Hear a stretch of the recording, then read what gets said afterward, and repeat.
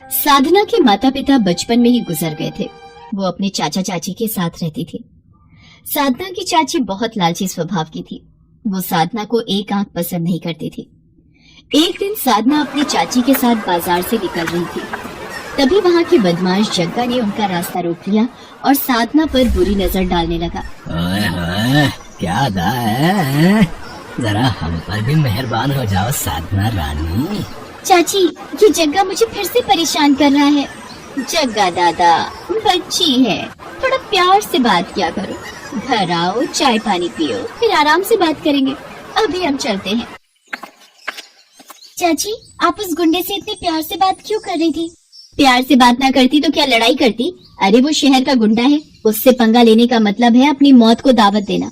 और तू भी ध्यान से सुन ले, घर जाकर ये बात अपने चाचा को बिल्कुल भी मत बताना।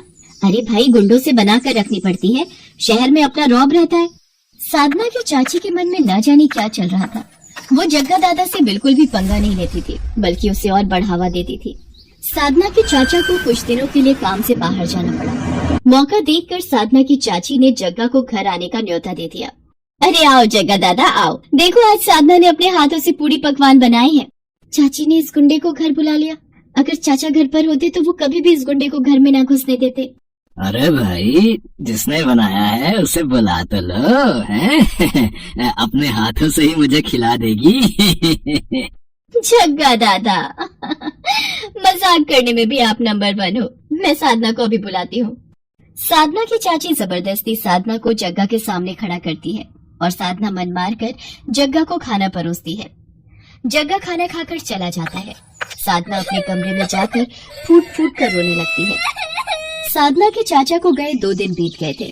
एक दिन साधना देखती है उसकी चाची ने जग्गा को घर पर बुलाया है और वो जग्गा से कुछ बात कर रही है। जग्गा दादा, चिंता मत करो, साधना के चाचा भी 2 दिन बाद आएंगे। तुम कल ही साधना को उठाकर ले जाओ और याद रहे, ये नोटों की गड्डी देना मत भूलना। उसके बाद तुम साधना का जो मर्जी करो, उससे प्यार करो या उसे बेचो, मुझे तो बस पूरे पैसे चाहिए। ठीक है, मैं कल अपने आदमियों के साथ आऊंगा और इसको पकड़कर यहाँ से दूर ले जाऊंगा। साधना अपनी चाची और जग्गा दादा की बातों को सुनकर घबरा जाती है और वहाँ से भाग जाती है। साधना के पास थोड़े बहुत पैसे थे जिनसे वो टिकट लेकर एक बस में बैठ जाती है। वो बस शिमला की थी। साधना शिमला पहुँच जाती है। साधना के पास पैसे खत्म हो गए थे। वो इधर उधर भटक रही थी। शिमला जैसे हिल स्टेशन पर साधना बिल्कुल अकेली थी। साधना एक पहाड़ी के रास्ते सड़क पर चल रही थी।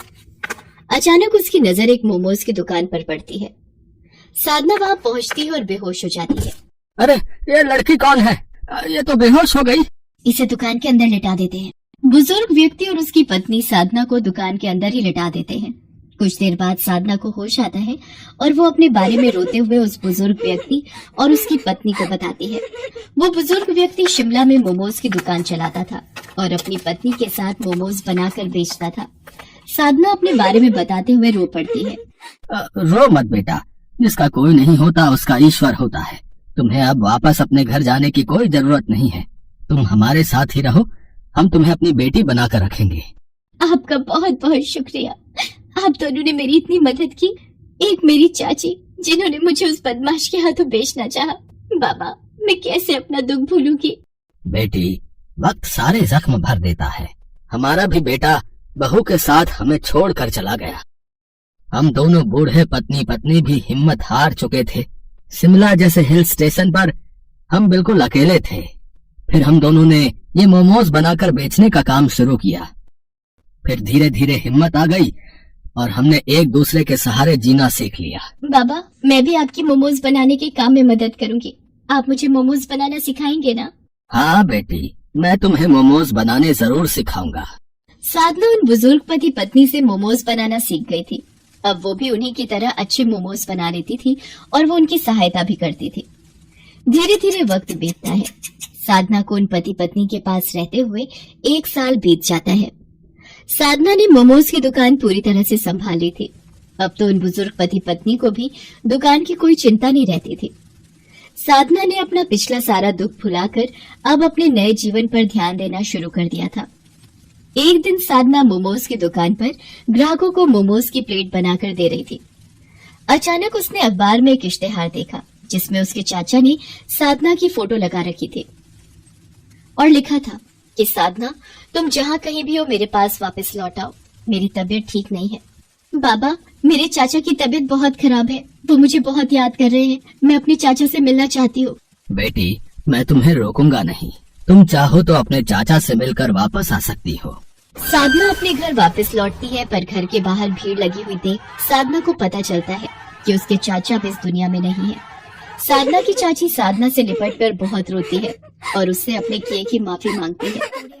साधना, मुझे माफ कर दे, आज तेरे चाचा मेरे कारण इस दुनिया से गए हैं। तेरे चाचा को पता चल गया था कि मैं तुझे जग्गा दादा के हाथों बेचना चाहती थी। तेरे चाचा ने जग्गा को पुलिस के हवाले कर दिया, पर वो तेरी याद में दिन पर दिन बीमार होते चले गए। आज तेरे चाचा मेरे कारण इस दुनिया को छोड़कर गए हैं। मैं ही लालची थी जो पाप करने चली थी। अपने चाचा के गुजर जाने के बाद साधना अपनी चाची को अपने साथ शिमला ले जाती है और फिर से मोमोज बेचने का काम शुरू कर देती है। साधना की चाची उसे ये सब करते देख अपने किए बुरे कर्मों पर रो पड़ती है। रामगढ़ गांव में सुधा अपने बेटे के साथ बहुत ही खुशी से रह रही थी। सुधा को पिज्जा बहुत पसंद था। गौरव बेटा, आज मेरा पिज्जा खाने का बहुत मन कर रहा है, बाजार से जाकर मेरे लिए एक पिज्जा ले आ। ये सुनकर गौरव बोलता है, अरे माँ, बुढ़ापे में पिज्जा भी कोई खाने की चीज है? ये सब बच्चों की खाने वाली चीजें होती हैं।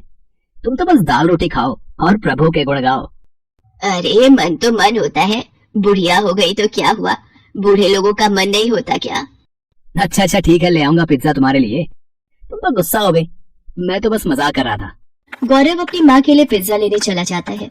कुछ देर बाद गौरव पिज्जा लेकर आता है और दोनों मिलकर मजे से पिज्जा खाते हैं। एक दिन गौरव अपने ऑफिस से घर आ रहा था, तभी रास्ते में उसे एक पिज्जा की शॉप दिखती है और वो सोचता है, आज माँ के लिए पिज्जा ले जाता हूँ, इसे देखकर वो बहुत खुश हो जाएंगी। इतने सोचने के बाद गौरव पिज्जा लेने चला जाता है और पिज्जा लेकर घर की तरफ निकल पड़ता है। तभी रास्ते में एक कार से उसका एक्सीडेंट हो जाता है। बहुत देर हो जाने पर जब गौरव घर नहीं पहुंचता तो उसकी माँ चिंता में उसे फोन लगाती है, पर गौरव का फोन नहीं लगता। कुछ समय बाद सुधा को एक अनजान नंबर से फोन आता है और गौरव के मरने की खबर मिलती है। ये खबर सुनते ही सुधा के पैरों तले जमीन खिसक जाती है और वो फूट फूट कर रोने लगी और कहती है, हे भगवान, ये अचानक क्या हो गया? मेरे बुढ़ापे का इकलौता सहारा मेरा बेटा ही था, वो भी तूने छीन लिया। अब मैं किसके सहारे जिंदा रहूंगी? उसकी यह हालत देख पड़ोसियों से सांत्वना देकर चले जाते हैं। सुधा अपने बेटे की चिता को जला देती है। अब वो बिल्कुल अकेली हो जाती है। वो गौरव की बातों को याद करके रोती रहती थी। बेटे के मर जाने के बाद सुधा के घर की हालत बिगड़ने लगी थी। उसके पास खाने के लिए कुछ नहीं बचा था। वो खाने के लिए पड़ोसियों के घर मांगने जाती है और बोलती है, बेटा मुझे कुछ खाने को दे दो, बहुत भूख लग रही है। अरे अम्मा, मैं तुम्हें खाना खाने को जरूर दे देती, पर अभी तो मेरे घर में खाना खत्म हो गया है, सबने खाना खा लिया। इतना कहकर वो औरत अपने घर का दरवाजा बंद कर देती है। कोई उसे खाने को नहीं देता, सभी बहाना बनाकर उसे वापस भेज देते। अपनी ऐसी हालत देख वो सोचती है, अगर मेरा बेटा आज जिंदा होता तो मेरी ये हालत कभी नहीं होती। वो सबकी मदद किया करता था, पर आज सब भूल गए हैं कि मेरे बेटे ने एक समय पर उनकी मदद की थी। आज उसकी माँ को मदद की जरूरत है, पर किसी ने भी मेरी मदद नहीं की। तभी वहां से एक औरत गुजरती है और सुधा को यूं रोता देख पूछती है, क्या हुआ बहन, तुम रो क्यों रही हो?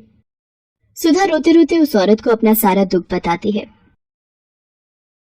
क्या बताऊं बहन, मेरे बेटे के मरने के बाद मुझ बेसहारा का इस दुनिया में अब कोई नहीं है। अकेले मैं इस दुनिया में कैसे जीऊंगी? मेरे पास खाने के लिए पैसे नहीं हैं। सुधा की कहानी सुनने के बाद वो औरत सुधा से कहती है, ऐसे हिम्मत हारने से कुछ नहीं होगा, खाने के लिए कमाई का कोई जरिया ढूंढना ही पड़ेगा। आजकल तो खाने पीने की इतनी सारी चीजें आ गई हैं और उन्हें बनाना भी आसान हो गया है। जो भी तुम्हें पसंद हो, जो भी तुम्हें आता हो, उसे बनाकर बेचने लगो। इतना बोलकर वो औरत वहां से चली जाती है। सुधा अब सोचती है कि वो ऐसा क्या काम करे अचानक उसे पिज्जा का ख्याल आता है और वो बोलती है, क्यों ना मैं पिज्जा बनाकर बेचूं, इससे कुछ पैसे भी घर में आ जाएंगे। सुधा के पास अपने कुछ जेवर रखे होते हैं, उन्हें बेचकर वो अपने घर के आगे पिज्जा का एक छोटा सा ठेला खोलती है और पिज्जा बनाकर बेचने लगती है। धीरे धीरे उसका बनाया पिज्जा पूरे गांव में मशहूर हो जाता है और सुधा अब एक बड़ी दुकान खोल लेती है। धीरे धीरे उसकी दुकान बढ़िया चलने लगती है और वो अमीर बन जाती है। एक दिन उसकी दुकान पर एक छोटा बच्चा आता है और उससे खाना मांगता है। अम्मा, मुझे कुछ खाने को मिलेगा क्या? मैं बहुत भूखा हूँ, मुझे भूख लग रही है। बेटा, तुम्हारे माता पिता कहाँ हैं? तुम अकेले दुकान में क्यों घूम रहे हो? अम्मा, मेरा नाम मोहन है, मैं एक अनाथ बच्चा हूँ। मेरे माता पिता अब इस दुनिया में नहीं है। हाँ हाँ, जरूर खाने को मिलेगा। तुम जो खाना चाहो वो खा सकते हो। तुम चिंता मत करो, आज से तुम्हारा ख्याल मैं रखूंगी। ये कहकर सुधा मोहन को गले लगा लेती है और अपने साथ अपने घर ले जाती है। उसे उस बच्चे में अपना बेटा मोहन दिखता है। वो उसका ख्याल अच्छी तरह रखती है, उसे स्कूल भेजती है और उसे पाल पोस कर बड़ा करती है।